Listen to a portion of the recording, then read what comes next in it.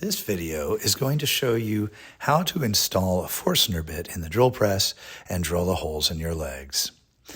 In the tool cage, find the 2-inch Forstner bit, the 1.5-inch Forstner bit, and the 1-inch Forstner bit.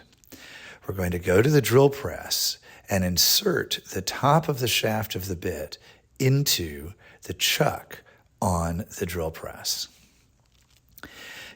First, we're going to find the collar on the top of the chuck, and you'll notice as that spins, the jaws open or shut.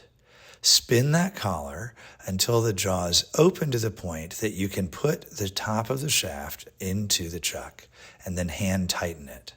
Now we're going to take the chuck key and put the end of the key in the hole on the chuck and engage those teeth and turn it until it's very tight and the bit won't rotate. Now, right now, my table is too low, so I need to raise it. To do that, I'm going to go find this handle, lock handle on the back of the drill press, and I'm going to loosen that. I'm going to open that. And then down under the drill press, I'm going to find the handle for the bottle jack. And you'll see that the handle has 2 notches in the top. Those notches can fit over the wings on this nut here. And if I loosen that nut, the table will go down.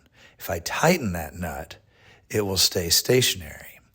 I want to raise the table, so I'm going to put the handle in the pump end of the bottle jack and start pumping.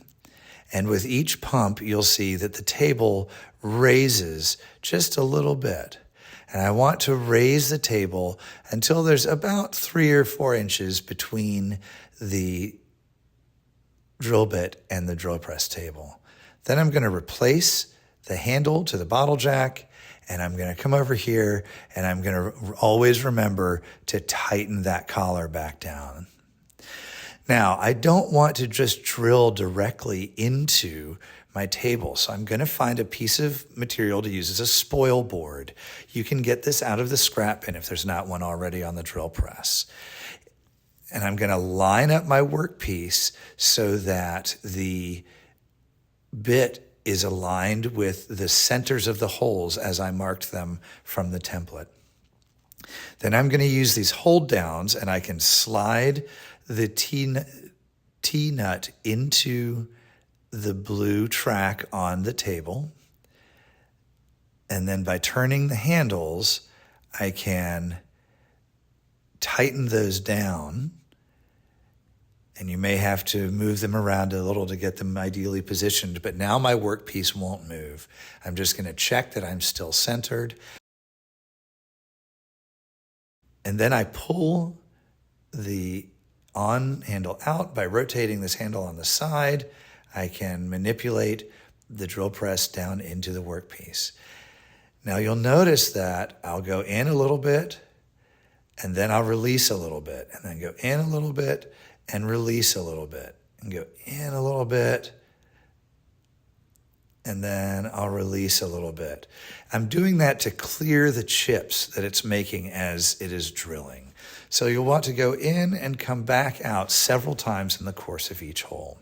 When you've drilled all the way through, turn off the drill press at the red button, and now it's time to put in our next bit. So we're going to take our chuck key. We want to engage those teeth with the teeth on the chuck. We'll loosen that,